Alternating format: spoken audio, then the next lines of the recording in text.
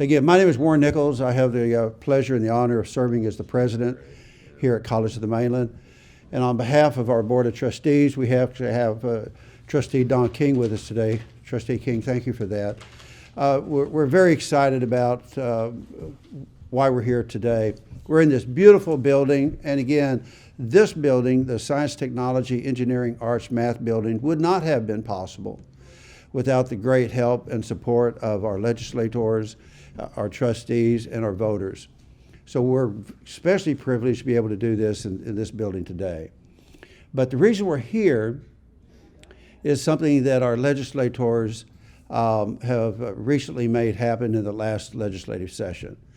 I don't want to steal their thunder, so I'm going to leave it at that for the moment. I'll come back in a few moments and discuss the impact of this in a greater detail. But with that, I want to introduce our esteemed Senator Larry Taylor. Sir. Thank you, Doctor. Yes, sir. And I don't know if I have any thunder, but it is great to be here and to be in this building, having been here at the groundbreaking when this was started a couple of years ago, and now seeing it come to fruition and the programs that are going on here. I'm very excited about the future of this building, and we don't even know what all it's going to have in it down the road. But what a great thing that the citizens and the people involved in the College of Mainland District have provided the funding. We've helped some, I think, at the state level. And this is such an important task of what we're doing to train up our students to become what they can be and what we need them to be in the very near future. So it is an honor to be back here and talk about House Bill 3348. You know, coming out of COVID and all that that's meant, it's changed a lot of things, but some things that hasn't changed. The fact that we need people to get something beyond high school. 95% of the jobs have been created since the last economic recession have gone to people who have something beyond high school. So a high school diploma no longer gets the job done. And we used to think, once you graduate, you got your diploma, that's the end of your education.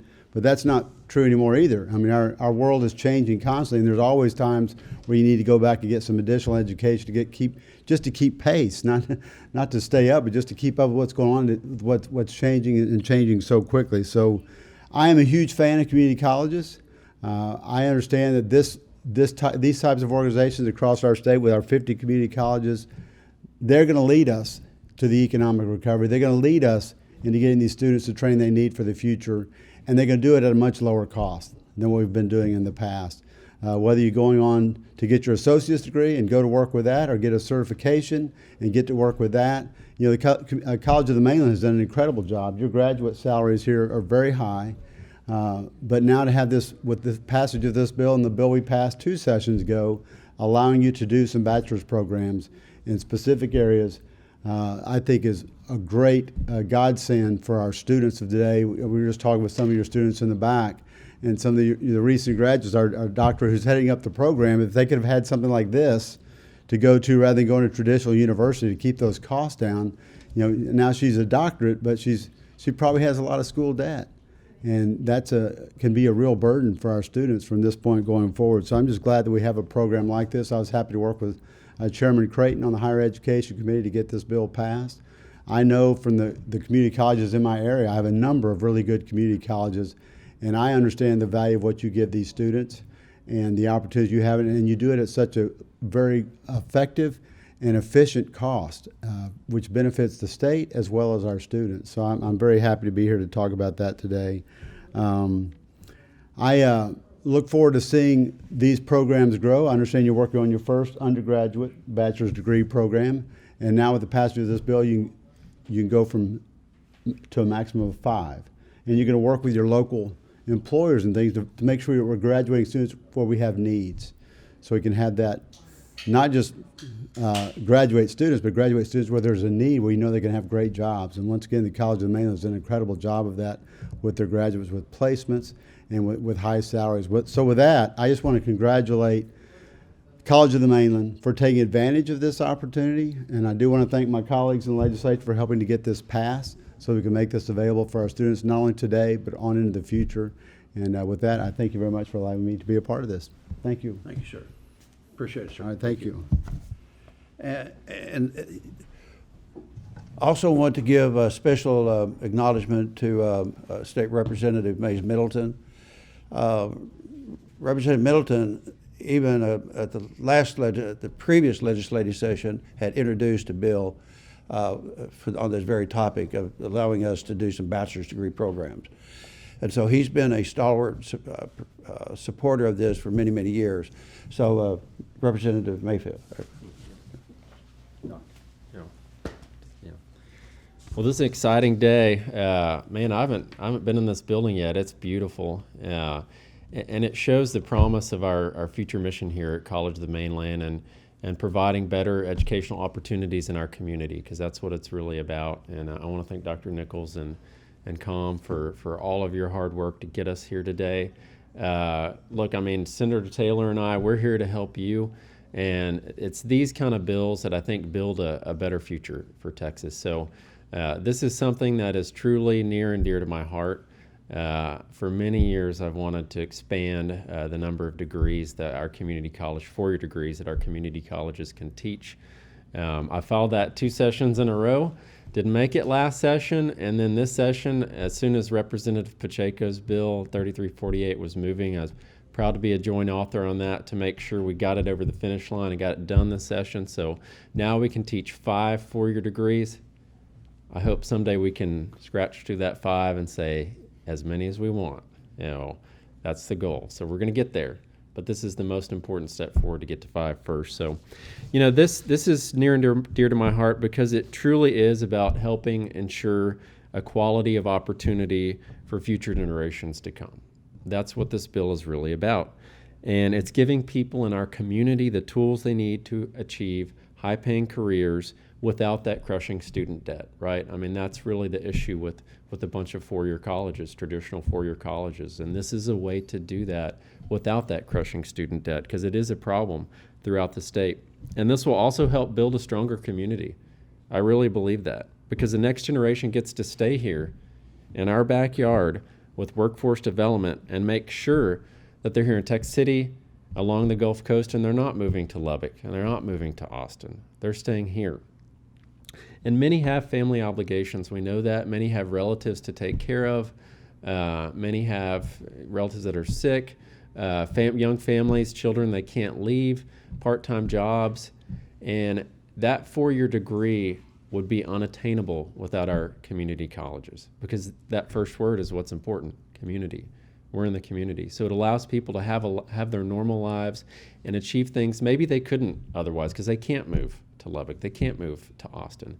So that's why I think this bill is so important, because it opens the door. It truly opens the door and gives this tool to so many people in the next generation that maybe couldn't get a 4-year degree because of a lot of different reasons, but that's one of them, is not able to move away from home. So I think that's really critical and really an underappreciated fact of our mission here at College of the Mainland. And it makes sure that we maintain a strong community. And the best way to do that is have a trained, adequate workforce, you know, and the companies come to us at that point, right? I mean, we're providing the tools, and it's going to come here eventually. So I want to thank College of the Mainland and the community colleges for all their hard work in making this happen this session. It was a huge victory for Texas, a huge victory for our area.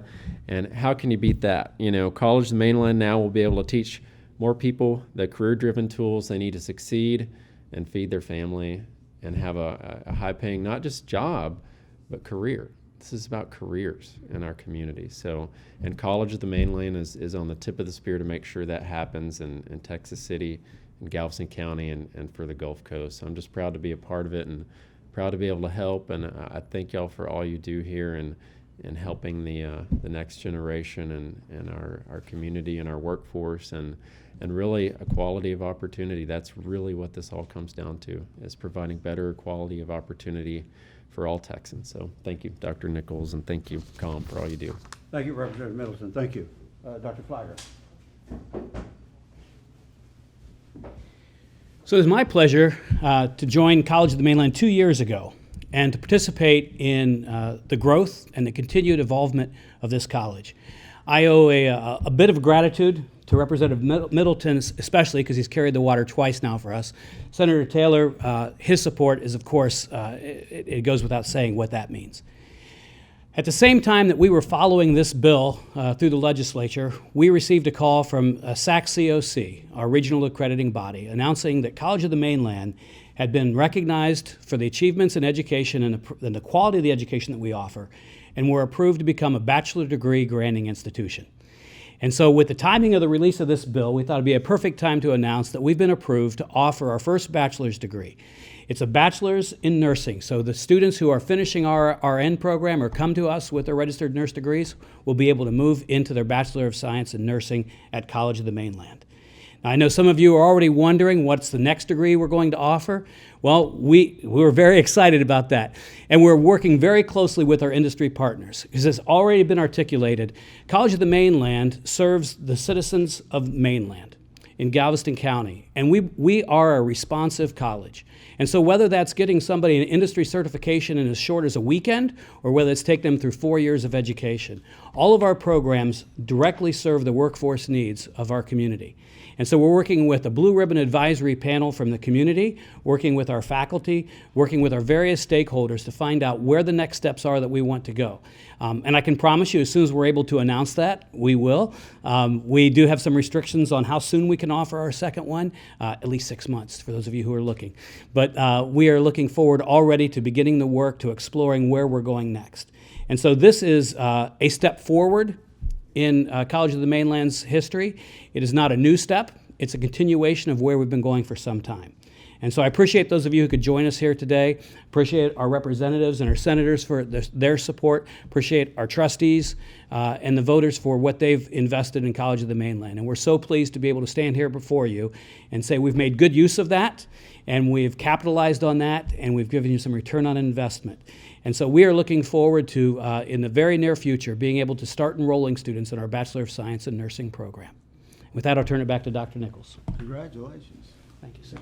First I heard that. Yeah. Congratulations. Really tickled about that. So, That's awesome. thank you, Dr. Fliger. And again, thanks everyone for coming today. I just want to add, though, that we're not even close to being finished. And so we have the opportunity for the 5 BSN program or bachelor's programs.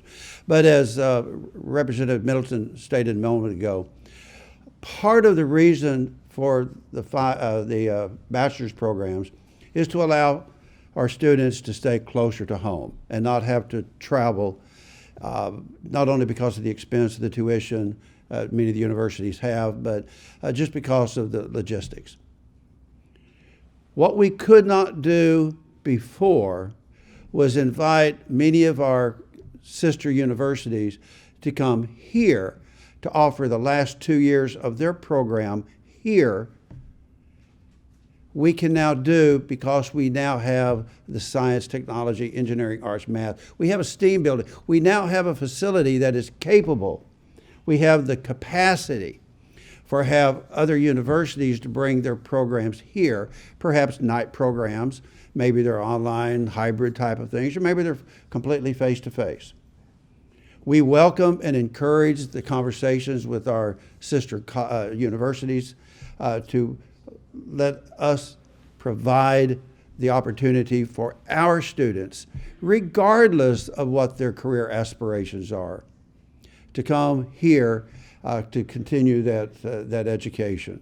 So we are looking forward to many, many opportunities to articulate whether the student is going into a workforce program or whether they intend to go into a university academic transfer program. We want to be here. We will be here. That is the purpose of all 50 community colleges in the state of Texas. So again, on behalf of all of us, again, our greatest admiration, respect, and gratitude to Senator Taylor, Representative Middleton, and we will entertain any questions that anyone has before we conclude. Real quick, do you know yet, do you have an estimate of how many students you'll have in the BSN program? So I believe our first cohort is set for 20 students. 20 students, okay. And the way that will work is and Dr. Ordinez, our director of nursing, is back there to keep us honest, is that instead of, What we'll be doing is accepting students who have already completed the RN program, that's the 2-year ADN program, and admitting them into this cohort. Why was there a limitation on community colleges to begin with for this? Well, I can. I could probably answer that. Universities, pushback from universities. But we all recognize that the cost of university 4-year degrees has gone up dramatically, and we have to find ways to more efficiently get these kids those degree programs and that. And we have a shortage, particularly in the nursing program. We have a shortage of nurses already, and that problem is only growing. So we need to give more avenues for nurses to become trained up to be nurses at the higher levels. And so the community colleges was the place to go to make sure that was able to happen and happen at a lower cost. It's the same level of academic difficulties in those kind of things. It's all the same. We actually have had questions about whether community colleges prep programs were as good as university prep programs, and that has been proven to be actually factually true, that our community college prep programs that were up to the same standards as your first 2 years in college, for example. Many people have been using community colleges for years to get that first 2 years out of their 4-year program, and it has been proven that the community college standards were up to the same as the university level for those first 2 years. That's a very important thing, and it helped make the case to get this done 2 years ago, where we could even offer 3. Let me tell you, that was a fight, because universities are trying to hold on to their funding as well. But this is something we had to do for the students of Texas to make sure that they had these opportunities, and we need these students to get these programs. So that's really kind of the genesis of where all this came. That's kind of a summary of where we've been on this. And that's why when you say go to more than 5, one step at a time. And and there is a reason for 4-year universities, so we don't want to totally usurp. There's a reason for community colleges, so we got to find that balance, and we'll see how this goes. And 2 years after we had the 3, we've gotten to 5, but we'll see where we go from here. Good question. Do you think COVID, what we've been through the last 18 months, do you think that helped with, was there less pushback maybe this year? Like there was like any need or? Mindset-wise, a lot of things change. I'm the chairman of the education, which is K12, and I also serve on higher ed. So a lot of attitudes and things changed after COVID. The virtual. I talked to some of these students coming up here, actually on the elevator. This is their first time on campus. They've been doing virtual, and some of those things we're not going to lose. I think it's going to change. I think it's an enhancement for our traditional face-to-face, but it's a great enhancement if you use it properly. I don't think that's going to go away. I can tell you what I've learned from speaking with chancellors as far as how things have changed. They always had defending your doctoral dissertation, right? They had doctoral dissertations with professors from all over the world.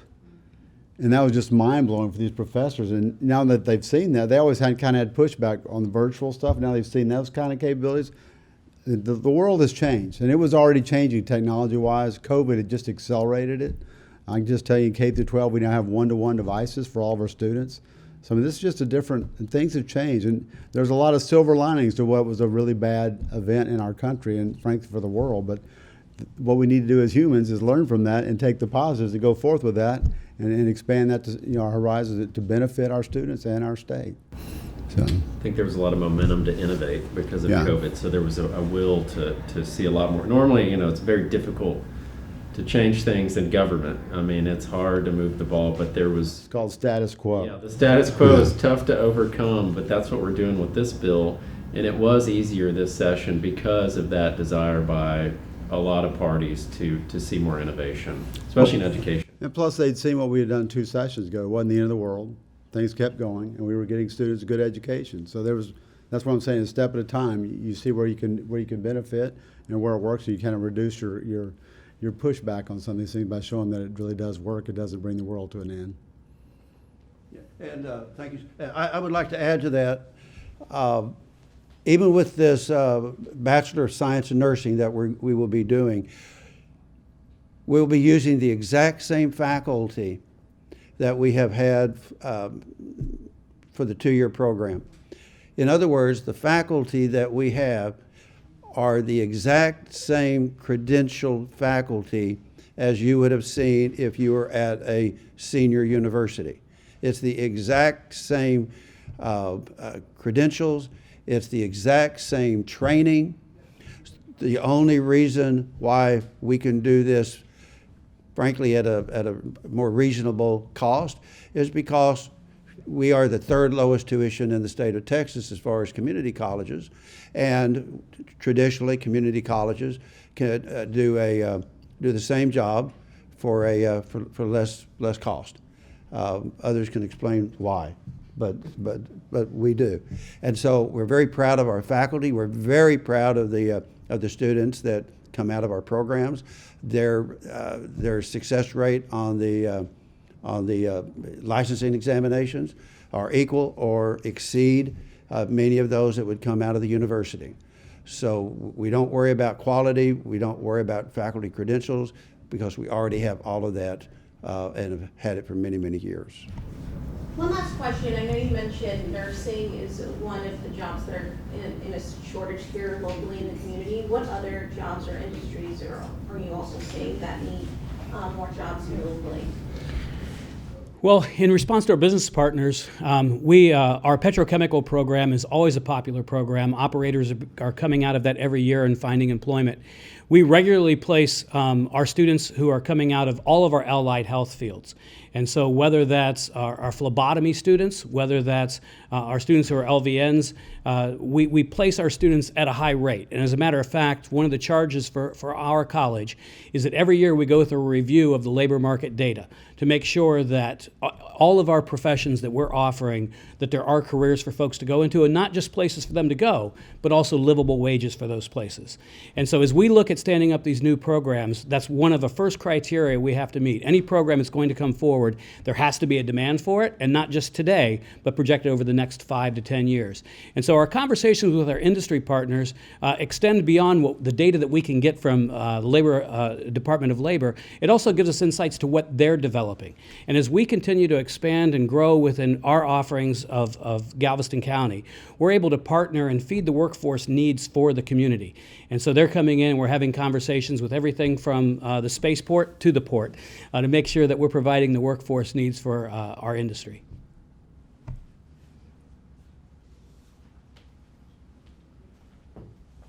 Once again, thanks everyone for coming. I know our senator and representative are on a tight calendar and tight schedule. We appreciate everyone's time.